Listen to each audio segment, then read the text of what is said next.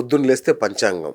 అడుగడుగున యమగండాలు, రాహుకాలాలు, శుభముహూర్తాలు, సుముహూర్తాలు, పెళ్ళికి ముహూర్తం, బిడ్డకు ముహూర్తం, ప్రతి దానికి ఒక ముహూర్తం.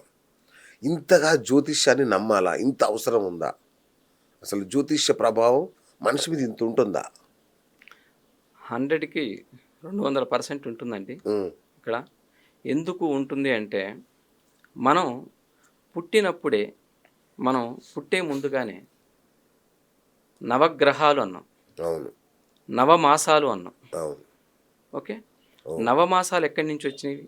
నవగ్రహాల నుండే వచ్చినవి మనకి నవమాసాలు కూడా. ఓహ్! కాబట్టి 9 నెలలు గర్భవాసం చేస్తే గాని మనకు పిల్లలు రారు. అవును.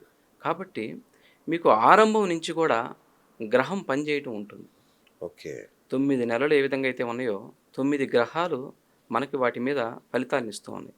ఒక్కొక్క నెలలో ఒక్కొక్క గ్రహం పోషింపబడుతుంది. ఆ హ్మ్. పిండం యొక్క ఉద్భవం ఏ రోజు జరుగుతుందో ఎవరు చెప్పలేరు. ఓకే. కానీ ఆ ఆరంభ లగ్నాన్ని నుంచి గూడా కొందరికి మూడో నెల రాగానే అబార్షన్ అయిపోయింది. అవును. నాలుగో నెలలో వస్తే అబార్షన్ అవును. అయిపోయిందంటారు. అంటే ఆ యొక్క ధాతువు ఏ సమయంలో, ఏ లగ్నంలో అక్కడ వచ్చిందనేది ఎవరికీ తెలియని ప్రశ్న.